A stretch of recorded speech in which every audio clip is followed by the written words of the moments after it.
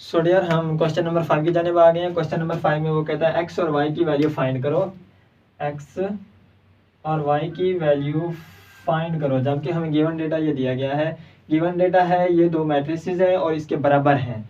ये दोनों आपस में क्या हो रहे हैं, जमा हो रहे हैं। जमा करने से पहले पहले 2 को हम इससे मल्टीपल करेंगे, क्योंकि पहले अमल होता है डिवाइड का, डिवाइड नहीं है तो फिर मल्टीपल का अमल होता है। अगर मल्टीपल नहीं है तो फिर प्लस का, प्लस नहीं है तो फिर माइनस का। तो यहाँ पे मल्टीपल आ गया है तो डिवाइड नहीं है तो मल्टीपल पहले करेंगे। मल्टीपल करने के बाद ये इसमें प्लस करेंगे, फिर इसको इक्वल करेंगे। जो इक्वल है वो वैसे का वैसे लिख लिया। 4 -2 3 1 6 1 किसके इक्वल है? ये आ गया 2 0 x 1 y और 3, और ये 2 अब इसके अंदर मल्टीपल करना है। 2x 2y 0 4 -2। इसके बाद फिर ये इसमें क्या करना है, प्लस करना है। 2 + 2 मैं डायरेक्ट कर रहा हूँ। 2 + 2 होता है 4, 0 + 2x होता है 2x, x + 2y हो जाएगा, ये इसके इक्वल हो जाएगा। और 1 + 0 1 हो जाएगा, और y + 4 हो जाएगा। और 3 -2 3 जमा माइनस माइनस 3 -2 कितना बनता है? 1 बनता है। तो ये इक्वल हो गया किसके? 4 -2 3 1 6 1। तो यहाँ से कोरेस्पॉन्डिंग एंट्रीज बराबर होंगी। तो दिस इम्प्लाइज दैट करना है एक्स और वाई जिसमें है वो सिर्फ निकालनी है बाहर, अदरवाइज दूसरी नहीं निकालनी। दिस इम्प्लाइज दैट यहाँ पे जहाँ एक्स 2x किसका, यह दरमियान वाला है, दूसरी रो है। तो इधर दूसरा कॉलम है, सॉरी दूसरा कॉलम है, इधर दूसरा कॉलम का पहला है, पहली एंट्रीज है, इधर भी दूसरे कॉलम की पहली एंट्रीज को पिक करनी है। तो क्या लिखेंगे? 2x बराबर है -2 के, इसको 1 का नाम देते हैं। उसके बाद आ जाओ, ये आ गया x + 2y। So this implies that 2x is equal to -2y, x + 2y is equal to y again 2x x + 2y sorry is equal to, ये तीसरा कलम है तो इधर से तीसरे पहली एंट्री है, पहले के बराबर होगा 2x + 2y is equal to 3 के। इसको मैं नाम दे देता हूँ जो इक्वेशन 2 का। तो अब ये वाली रह गई, ये दूसरा कॉलम है, इधर से भी दूसरे कॉलम की दूसरी एंट्रीज है, इधर से भी दूसरे कॉलम की दूसरी एंट्रीज पिक करेंगे। तो y + 4 इज इक्वल टू किसके लिखेंगे? 6 के। तो इसको मैं इक्वेशन 3 का नाम ले लेता हूँ। तो यहाँ से हमें पता चल रहा है, तो यहाँ से हम इक्वेशन 1 से x इजीली फाइंड कर सकते हैं। तो फ्रॉम इक्वेशन 1 तो 2x इज इक्वल टू -2 के, तो यहाँ से हम x को इजीली फाइंड कर सकते हैं। ये कट गया, x बराबर हो गया -1 के। अगर हम x की वैल्यूज इक्वेशन 2 में पुट कर दें, अगर हम x की वैल्यूज इक्वेशन 2 में पुट कर दें, इक्वेशन 2 में पुट कर दें, हाँ, तो हम क्या फाइंड कर सकते हैं? x की जगह पे फ्रॉम इक्वेशन 2 आ गया। x की जगह पे क्या लिखेंगे? -1 और +2y is equal to 3। 2y is equal to 3 minus का 1 इधर आके प्लस का हो जाएगा, ये हो जाएगा 4। 2 से कट गया, और 2 × 2 हो गया 4। y बराबर हो गया 2। अब हमने x की वैल्यू एक निकाली -1 और दूसरी y की निकाली 2। सो हमारा इक्वेशन नंबर 3 पर अभी जहाँ भी तो बराबर हो जाएगा। देखें, अगर ये y की कीमत ठीक है, यहाँ पे 2 आ गया तो ये 6 के बराबर होगी। तो इक्वेशन नंबर 3 भी सेटिस्फाई कर गई। तो हमें सिर्फ x और y की वैल्यूज चाहिए थी, तो वो हमने निकाल ली। वैसे आप डायरेक्ट भी निकाल सकते थे, यहाँ से भी x आ सकता था और इधर से डायरेक्ट y भी आ जाता। सो डियर क्वेश्चन नंबर 5 हमारा कंप्लीट हो गया। अब हमारा है question number 6। So dear student, हम क्वेश्चन नंबर 6 के पार्ट नंबर 1 पर पहुंच गए हैं। तो क्वेश्चन नंबर 6 क्या कहता है? a बराबर है bracket square bracket aij × 3 × 3। a small a i j, ये क्या है? Small a as a entries होंगी सारी हमारी, और i as a number of row और j as a number of column, और उनका ऑर्डर है 3/3। कैसे देखें? मतलब a is equal to A पहली रो पहला कॉलम, ए फर्स्ट रो दूसरा कॉलम, A3 पहली रो तीसरा कॉलम। तो ऑर्डर 3 by 3 होना चाहिए, मतलब कि हमारी 3 रोज बनेगी और 3 कॉलम बनेंगे। और यहाँ पे आ गया A21, A22, A23, A31, A32 और A33। A31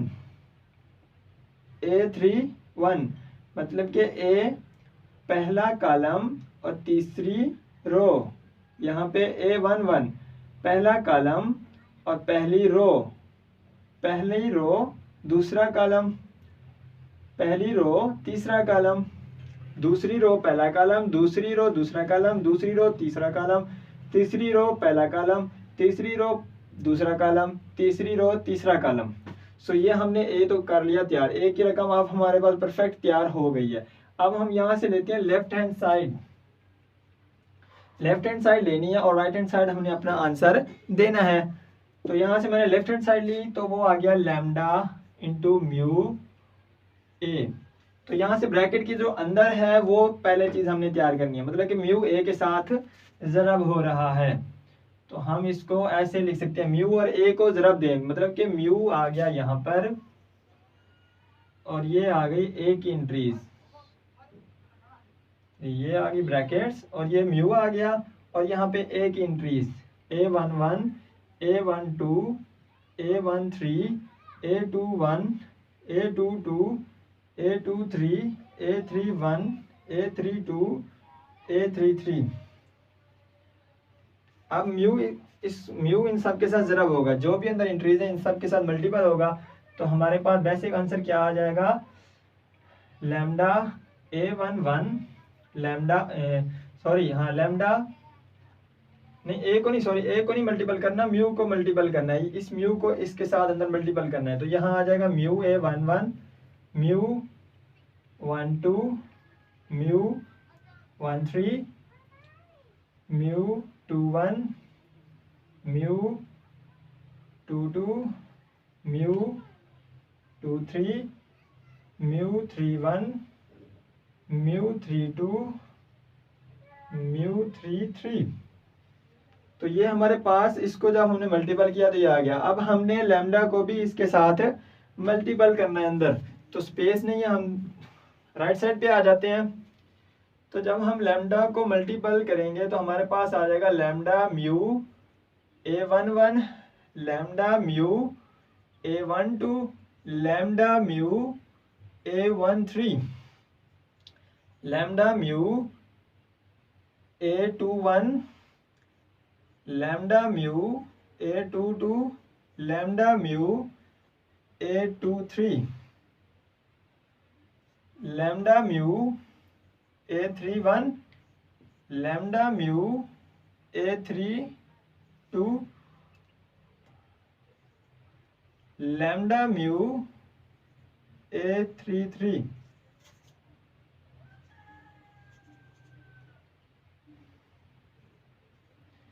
तो यहाँ से सब के अंदर जो कॉमन चीज आ रही है इन सब के साथ वो लैम्डा म्यू, तो मैं लैम्डा म्यू कॉमन ले सकता हूँ। जब मैंने लैम्डा म्यू कॉमन लिया तो मेरे पास आंसर क्या बन गया, A11, A12, A13, A21, A22, A23, A31, A32, A33। तो ये सारी रकम कौन सी है, ए की है, तो मैं इसकी जगह पे ए लिख सकता हूँ। तो इसको मैं ब्रैकेट में क्लोज कर देता हूँ अलग करने के लिए। तो ये बन गया लैम्डा म्यू और ये सारा था ए।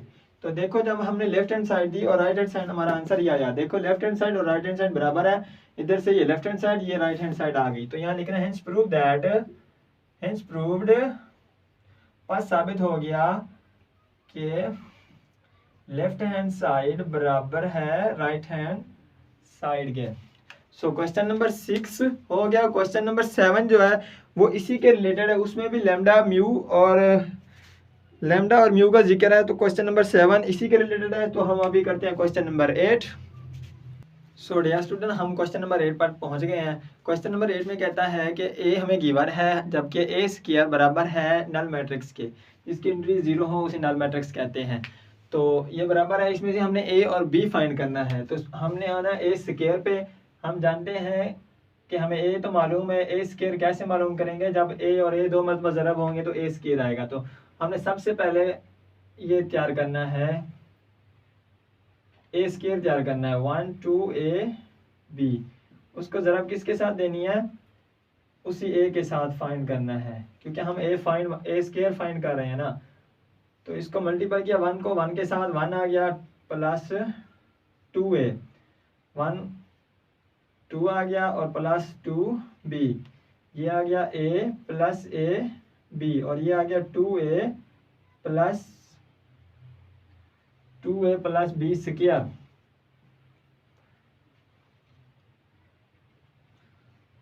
टू ए प्लस बी का स्क्वायर, ये बराबर हो गया इसके। इसको मल्टीपल करने के बाद हमारा ये आंसर आया, और इसको मजीद हम सॉल्व कर सकते हैं, नहीं कर सकते मजीद सॉल्व, ठीक है। तो ये हमारा आ गया ए स्क्वायर। अब हम आना है गिवन कंडीशन पे, ए स्क्वायर बराबर किसके, नल मैट्रिक्स के। तो ये सारा किसके बराबर हो जाएगा, नल मैट्रिक्स के हो जाएगा। तो यहाँ पे मैं लिख सकता हूँ 0 0 0 0। जब ए स्क्वायर बराबर नल मैट्रिक्स के है तो ये नल मैट्रिक्स के बराबर हो गया। अब पहली वाली एंट्री पहले के बराबर, दूसरी वाली एंट्री दूसरे के बराबर, तीसरी वाली एंट्री तीसरे के बराबर, और चौथी वाली एंट्री चौथे के बराबर। तो यहाँ लिखना है this implies that 1 plus 2a बराबर हो गया 0 और 2 plus 2b is equal to 0। So dear student, ये देखिए हमने सिर्फ ए और बी फाइंड करना है। तो इन दोनों मसावात से ए और बी क्लियरली हमें नजर आ रहा है कि ए और बी यहाँ से फाइंड कर सकते हैं। तो मैं इसको इक्वेशन 1 का नाम देता हूँ और इसको 2 का। तो यहाँ पे लिखना है फ्रॉम इक्वेशन 1। तो 1 plus 2a is equal to 0। A find करना है तो इधर ही रहेगा, 1 है तो इधर प्लस 1 हो जाएगा, 2a इज इक्वल टू -1, ए बराबर हो गया -1/2। फ्रॉम इक्वेशन लेना है, फ्रॉम इक्वेशन 2। तो फ्रॉम इक्वेशन 2 प्लस 2 भी था यहाँ पर, सॉरी 2 प्लस 2b, यहाँ से 2 प्लस 2 भी था। तो यहाँ से हमने लेना है 2 plus 2b is equal to 0। ये 2 इधर आके हो गया माइनस, b इधर ही रहेगा, 2 2 से कट जाएगा, यहाँ पे आ जाएगा -1। सो ये a की रकम आ गई, ये b की रकम आ गई। So dear student, question number 8 के बाद क्वेश्चन नंबर 9 क्वेश्चन नंबर 8 के रिलेटेड ही है। और क्वेश्चन नंबर 10 जो है, क्वेश्चन नंबर 10 में जो बता रहा है a प्लस बी का होल का ट्रांसपोज। आप लोगों को पता है, आप लोगों ने 9th और 10th में ये 9th में मैट्रिसेस वाला एक चैप्टर है फर्स्ट में, आप वहाँ से भी सीख चुके हो कि ट्रांसपोज किस तरह लेते हैं, मतलब कि कॉलम को रो में और रो को कॉलम में चेंज करने के अमल को ट्रांसपोज ऑफ मैट्रिक्स ही कहते हैं। मगर उसमें क्वेश्चन नंबर 10 में बता रहा है कि a प्लस बी का हो, मतलब कि a और b के जो रकम है, जो मैट्रिसेस हैं वो दिए गए हैं, उनको प्लस करके फिर उसका ट्रांसपोज लेना है। और उसकी राइट साइड में है, कहता है कि ए का पहले ट्रांसपोज लो, फिर बी का ट्रांसपोज लो, फिर उन दोनों को जमा करो। ये आसान था, ये भी आप खुद कर लोगे। और क्वेश्चन नंबर 11 पे आते हैं। क्वेश्चन नंबर 11 में कहता है कि ए का क्यूब फाइंड करो। जो हमने क्वेश्चन नंबर 2 किया है, आप क्वेश्चन नंबर 2 जाके देख लो, उसके स्टेप फॉलो करो। क्वेश्चन नंबर 3 भी आप लोगों से उसी तरीके से हो जाएगा। बशर्त ये है कि आप मल्टीप्लिकेशन में कहीं मिस्टेक ना करो, मल्टीप्लिकेशन ध्यान से करते रहो, तो आप लोगों का ये क्वेश्चन नंबर 11 भी हो जाएगा। क्वेश्चन नंबर 11 के बाद है क्वेश्चन नंबर 12। तो हम क्वेश्चन नंबर 12 करने लगे हैं। सो डियर स्टूडेंट, इस सवाल को सॉल्व करने के हैं 2 तरीके। एक तो ये है कि इसको ए का और इसको बी का नाम दे दें, ए को इधर लेके इन्वर्स कर लें, ए और बी का इन्वर्स को दोनों को मल्टीपल करके कर लें तो हम, मगर वो ये जो तरीका मैं बता रहा हूँ, इधर ए को ले इन्वर्स करके फिर मल्टीपल करें, आंसर आ जाएगा, ये लेंथी हो जाएगा। एक शॉर्टकट तरीका है, लेट करते हैं हम यहाँ पर, let x is equal to, मैं इसको x को नाम दे देता हूँ a b c और d का नाम। लेट सपोज कर लिया कि x मैट्रिक्स इसके बराबर है, तो जहाँ पे x है वहाँ पे मैं ये वाला मैट्रिक्स लिख लूँगा ऊपर 5 2 -2 1, और यहाँ पर x की जगह पे क्या लिखूँगा, x की जगह पे लिखूँगा a b c और d इज इक्वल टू 2 1 5 10। अब ये दोनों मल्टीपल हो रहे हैं, इनको मल्टीपल करो, ये बन जाएगा 5a plus 2c 5b plus 2d minus 2a plus c minus 2b plus d is equal to 2 1 5 10। अब यहाँ से this implies that corresponding entries are equal, यहाँ पे लिखना दिस इम्प्लाइज दैट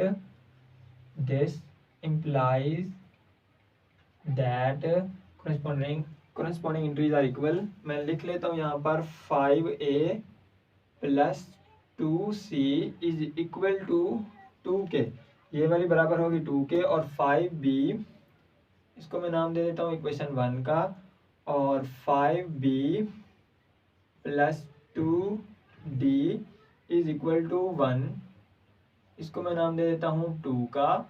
उसके बाद आ गया minus 2a plus c is equal to 5, इसको मैं इक्वेशन नंबर नाम दे देता हूँ 3 का। उसके बाद आ गया minus 2b plus d is equal to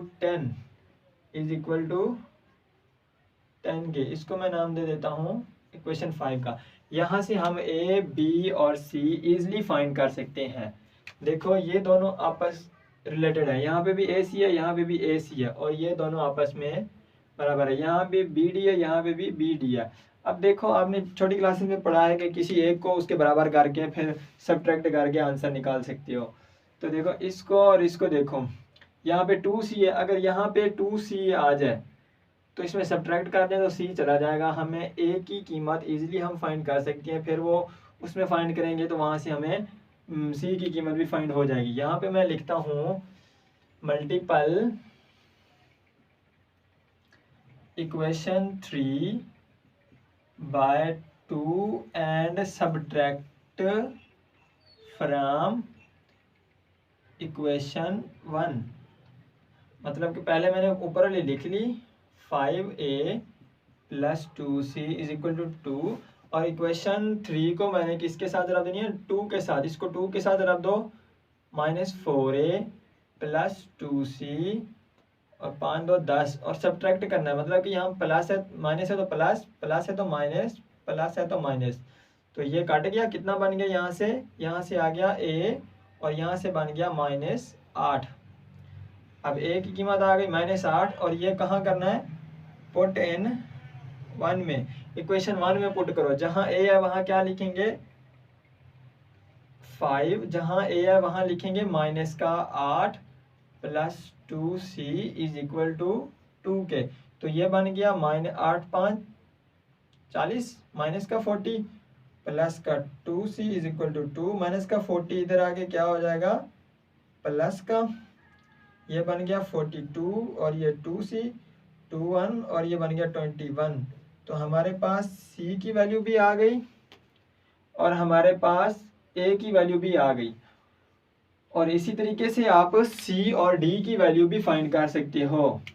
मैं हिंट दे देता हूँ, यहाँ आ गया b और यहाँ आ गया d, ये b और ये d। अब हम इसको किसके साथ ज़रब दें, इसको आप लोग 2 के साथ मल्टीपल करोगे, 2 के साथ मल्टीपल करके इससे सब्ट्रैक्ट करोगे, d कट जाएगा, फिर b बच जाएगा, फिर इसी तरीके को फॉलो करेगा तो क्वेश्चन नंबर 12 भी आप लोगों का कंप्लीट हो जाएगा। अब हम क्वेश्चन नंबर जो लास्ट रह गया हम वो करने लगे हैं। इसके जो 2 पार्ट हैं वो भी इसी तरीके से होंगे। क्वेश्चन नंबर आ गया, लास्ट क्वेश्चन नंबर है 14, लास्ट क्वेश्चन है इस एक्सरसाइज का। तो क्वेश्चन नंबर 14 को हम सॉल्व करते हैं। सो डियर स्टूडेंट, हम एक्सरसाइज 3.1 का लास्ट क्वेश्चन 14 क्वेश्चन स्टार्ट करने लगे हैं। मगर स्टार्ट करने से पहले जो अभी हमने क्वेश्चन नंबर 12 किया था उसमें जो a b c और d की जो वैल्यू निकालनी है वो फिर a b c d का जो हमने वहाँ पे मैट्रिसेस बनाया है x is equal to a b c d के लिखा था, तो वहाँ पे फिर आप लोगों ने पुट कर देनी है तो हमारा x का मैट्रिक्स बन जाएगा। तो अब हम शुरू करने लगे हैं क्वेश्चन नंबर 14। क्वेश्चन नंबर 14 में बताता है कि 2 मैट्रिक्स हैं, उनको मल्टीपल करो तो हमारा आंसर आना चाहिए r आइडेंटिटी 3, मतलब कि उनका ऑर्डर 3/3 हो। तो सबसे पहले हम लेफ्ट हैंड साइड लेंगे। लेफ्ट हैंड साइड लेने के बाद इन दोनों को क्या करना है, ज़रब करना है। स्पेस कम है तो मैं डायरेक्ट अभी से ही ज़रब करना स्टार्ट कर रहा हूँ। मगर आप लोग ये यहाँ पे लिख के फिर ज़रब का अमल स्टार्ट करोगे। तो अब हम ज़रब देते हैं। पहले ये देखना है कि ज़रब की यहाँ पे कंडीशन, जो रूल है ज़रब का, मैट्रिक्स को ज़रब देने का जो रूल है वो है सही। पहले के कॉलम की तादाद और दूसरे के रो की तादाद बराबर है। पहले कॉलम कितने हैं 3 और रो कितने हैं 3। हाँ जी, मल्टीपल हो सकता है। तो मल्टीपल करते हैं। आर cos फाइव को cos फाइव से मल्टीपल करना है तो क्या बन जाएगा, R cos five square. Zero को जीरो से ज़रब दी तो जमा का जीरो और माइनस माइनस हो जाएगा प्लस, सॉरी यहाँ पे नहीं, यहाँ पे लिखना है प्लस और लिखना है आर साइन से मल्टीपल होगा तो बन जाएगा साइन स्क्वायर फाइव। अब पहली रो और पहला कॉलम मल्टीपल हो गई, आंसर आ गया। अब पहली रो को दूसरे कॉलम के साथ ज़रब देनी है तो क्या आ जाएगा, 0 प्लस 0 प्लस 0। अब देना है पहले कॉलम को पहली रो को तीसरे कॉलम के साथ, तो R cos five sine five plus 0 और minus R cos five sine five. ये हो गया मल्टीपल। पहली रो को तीनों कॉलम के साथ मल्टीपल करने के बाद हमारे पास ये आंसर आया। अब देनी है दूसरी रो को ज़रब पहले कॉलम के साथ। जब इसको इसके साथ ज़रब दी तो 0 प्लस 0 प्लस 0। अब आर को ज़रब देनी है इसके साथ, क्या बन जाएगा, आर cos फाइव, सॉरी हाँ जी, इनको इसके साथ ज़रब दिया तो हमारा आंसर ये आ गया, 0 बन गया सारा। अब इसको ज़रब देनी है दूसरे कॉलम के साथ तो हमारे पास आंसर आ जाएगा 0 प्लस आर प्लस 0। अब दूसरी रो को ज़रब देनी है तीसरे कॉलम के साथ, 0 प्लस 0 प्लस 0। अब आ जाना है तीसरी रो पे और पहले कॉलम को ज़रब देनी है, R sine five cos five plus 0 और minus R cos five sine five. उसके बाद इसको इसके साथ ज़रब देने के बाद फिर अब इसको इसके साथ ज़रब देनी है तो ये हमारे पास क्या आंसर आ गया, 0 प्लस 0 प्लस 0। ठीक है, और इसके बाद फिर तीसरी रो को तीसरे कॉलम के साथ ज़रब देने से हमारे पास आंसर आता है R sine square five plus 0 और plus R cos square five. ये दोनों कट गए इधर से ये भी दोनों कट गए, बाकी क्या बच गया, ये 0 हो गया। और यहाँ पे क्या, यहाँ पे स्क्वायर लिखना है, इसको इसके साथ ज़रब देनी है तो यहाँ पे स्क्वायर लिखना है, सॉरी मैंने स्क्वायर लिखा नहीं है। अब ये 0 हो गया और क्या बन गया, आर इसमें भी है इसमें भी है तो आर मैंने ले लिया कॉमन, इधर से आ गया cos square five plus sign square five. इधर 0 इधर भी 0 इधर 0 इधर आर इधर 0 इधर 0 इधर 0 इधर आर और यहाँ बन गया sign square five plus cos square five. ये हमारा आंसर बन गया। और इसको हम यहाँ पे लिखेंगे, ये किसके बराबर होता है, cos square five plus sign square five. हमने पढ़ी हुई है, ये ट्रिग्नोमेट्री की पहली आइडेंटिटी है, sine square theta plus cos square theta is equal to 0 के 1 के होता है। तो ये भी है, चाहे एंगल थीटा हो या फाई हो, जो भी हो एंगल सेम है दोनों का और दोनों स्क्वायर है, प्लस हो रहे हैं साइन और cos स्क्वायर में, और थीटा दोनों का सेम है तो ये 1 के बराबर हो गया और ये भी 1 के हो गया। 1 इनसे मल्टीपल होगा तो 1 1 हो जाएगा। तो हमारे पास कंडीशन क्या आ जाएगी, R 0 0 0 R 0 0 0 R। और इन तीनों में क्या कॉमन है, R कॉमन है। तो यहाँ पे आप लोगों ने R को निकाल देना है, बाहर कॉमन ले लेना है। तो क्या बन गया, 1 0 0 0 1 0 0 0 1। तो ये आइडेंटिटी बन गई 3/3 की। तो R आइडेंटिटी 3/3, ये हमारा आंसर आ गया। लेफ्ट हैंड साइड बराबर हो गई राइट हैंड साइड की।